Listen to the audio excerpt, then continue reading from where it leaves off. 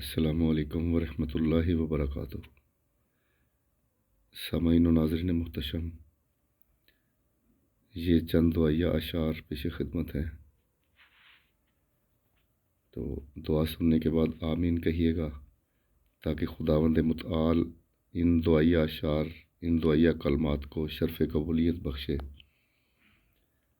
اور یاد رہے کہ پہلے دو اشعار میں نے ان 5 نفوس مقدسہ ذوات قدسیہ کا نام نامی پہلے دو اشعار میں واسطے کے طور پہ خداوند متعال کو پیش کیا ہے۔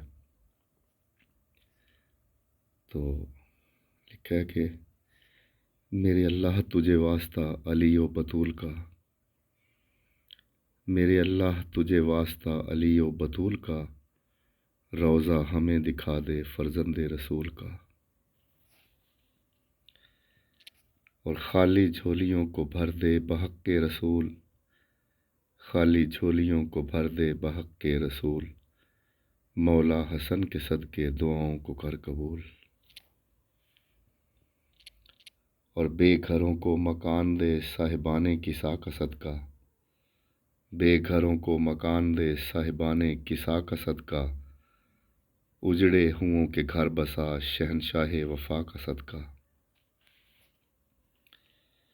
اور مفلسوں کو رزق دے مولا رضا کا صدقہ، مفلسوں کو رزق دے مولا رضا کا صدقہ، بیماروں کو شفا یاب کر بیمار کربلا کا صدقہ۔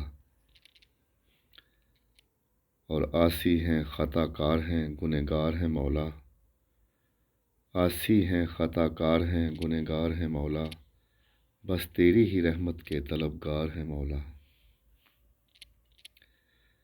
میرے اللہ تجھے تیرے علی ہونے کا واسطہ، میرے اللہ تجھے تیرے علی ہونے کا واسطہ، کر دے آساں ہمارے لیے ہدایت کا راستہ، کر دے آساں ہمارے لیے ہدایت کا راستہ۔